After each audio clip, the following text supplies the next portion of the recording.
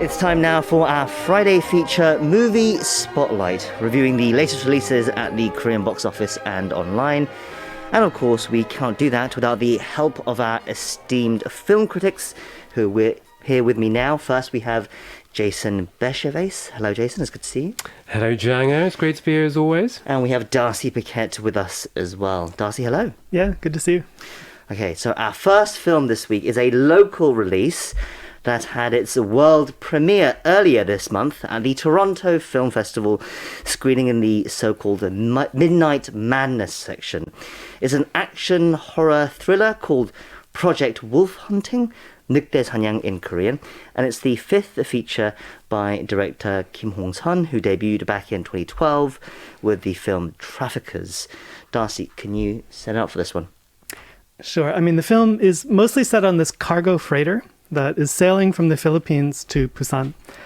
There are a large number of particularly dangerous criminals who are kind of rounded up in the Philippines, and they're being sent back to Korea to face charges at home. And they seem like too dangerous a group to put on a plane. I think the people in charge probably saw the movie Con Air and decided that they didn't want to do that.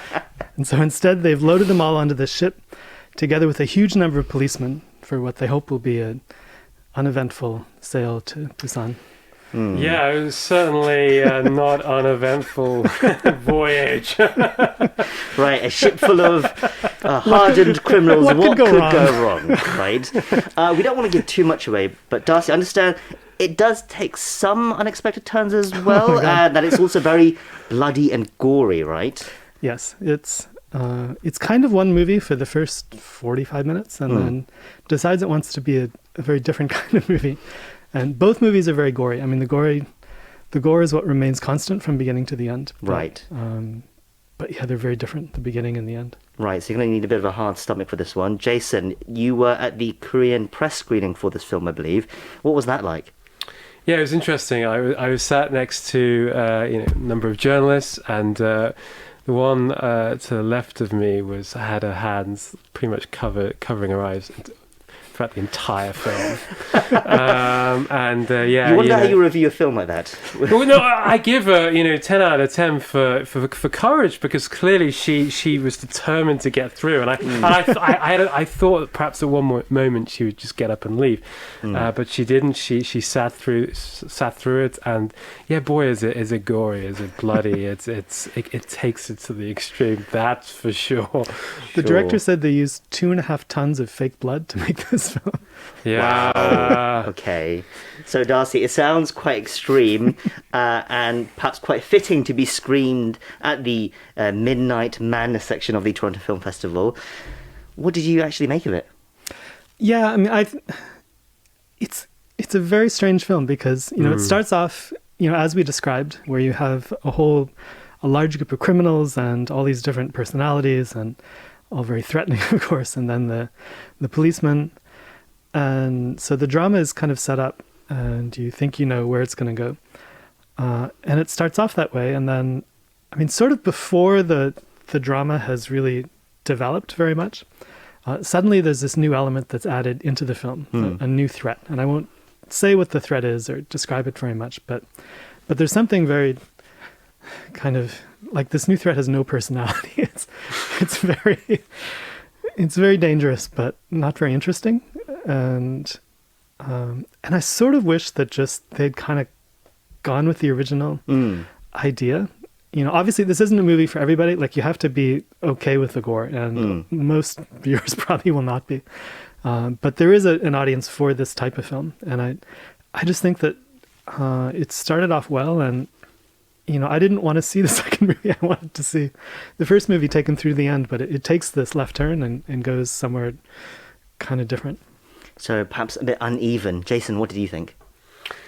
Yeah, it's an interesting film because it's budgeted at 12 billion won, which now it's like $8 million, which is the exchange rate. But believe me, it's a lot of money, and clearly it's not targeting a mainstream audience in Korea because it's just so violent. Right. There's no humor. It's pretty, it's relentless. It has a fairly big star in Seoul.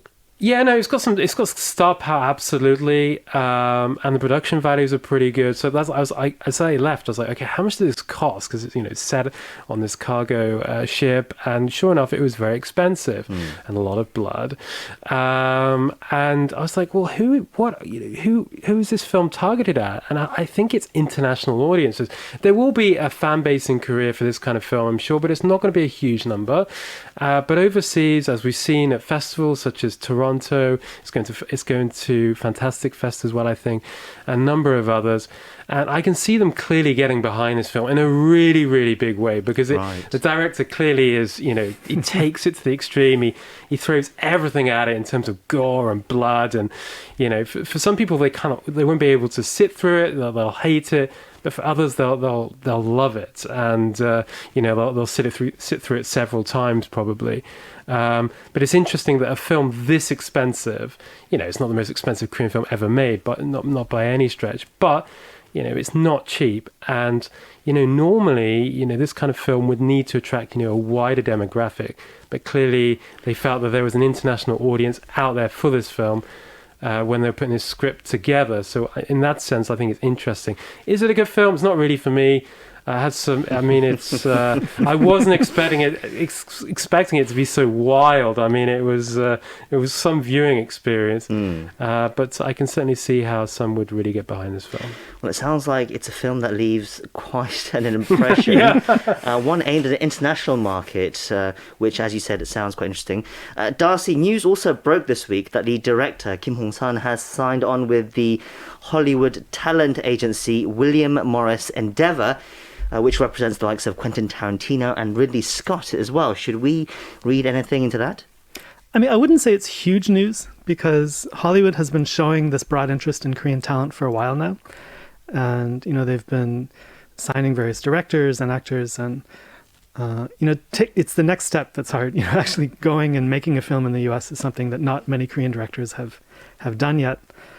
And yeah, I think that Kim Hong-seon is an interesting director. He's made a number of, he's tackled a number of different styles over the course of his career. All of his films have had kind of a basic level of competence that you feel. He's not a bad filmmaker at all. And so, maybe he'll find a project in the States that works for him, but it's too soon to say. It's interesting, it comes after this film as well. Apparently, actually, the version in Toronto is slightly different. They had to take out a scene. Oh, really? We're here for the Korean release. For the Korean release, yeah, because another violent film, I Saw the Devil by Kim Ji-yoon, that also had a problem with the ratings board, and so that was edited as well. Okay, once again, the film is called Project Wolf Hunting, or 늑대사냥 in Korean, and it's out now in Korean cinemas for those who dare. Now, our second film for this week is an independent Korean feature called Thunderbird in both English and Korean, and it's centered around themes of debt and betrayal. It's by the debut director Jee Jae-won. Now, Jason, can you tell us more about this film? Yeah, it's a CAFA production. This is the Korean Academy of Film Arts, famous film school in Korea. Famous alumni include Bong Joon-ho, Chae Dong-eun, and Im Sang-soo. We've talked about a number of films, on the show here.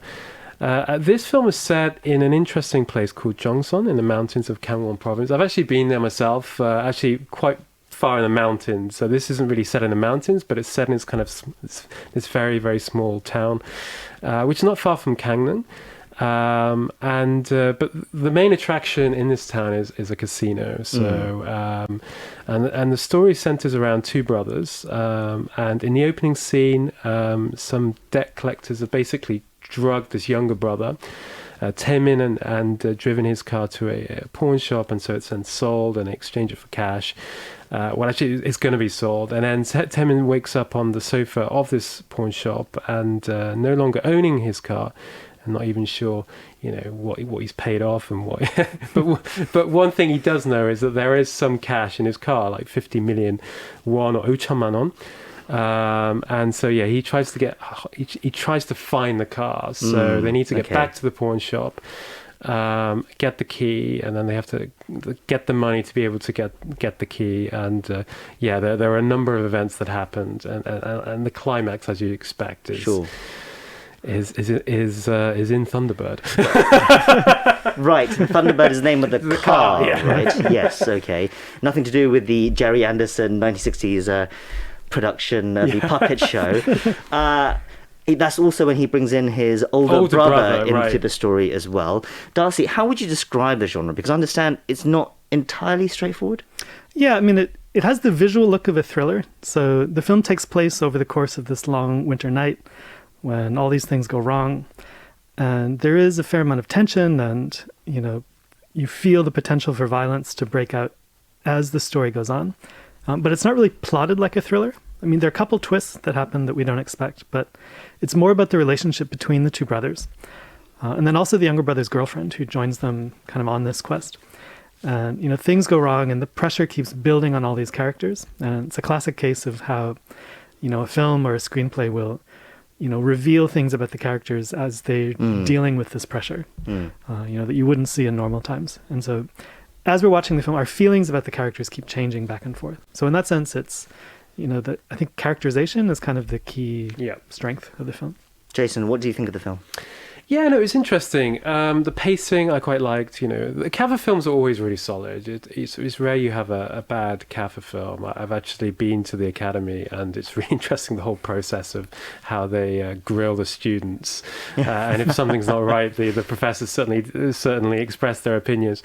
But Darcy mentions the characterization, which for me that's one of the biggest strengths of the film, because you've got these two brothers, and they're kind of like the older brother initially you kind of have more empathy towards, right? Because he's driving this taxi, he wants to go to Seoul, he wants to start a new life, and he seems like a pretty decent guy.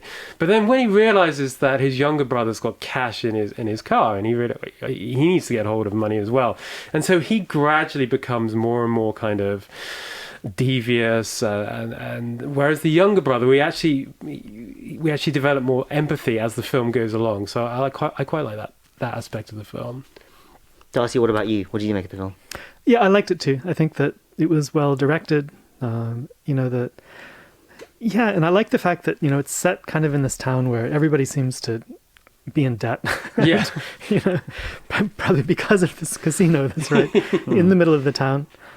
And so it's kind of, it's a slightly downbeat film. I wouldn't call it outright depressing, although maybe some people would.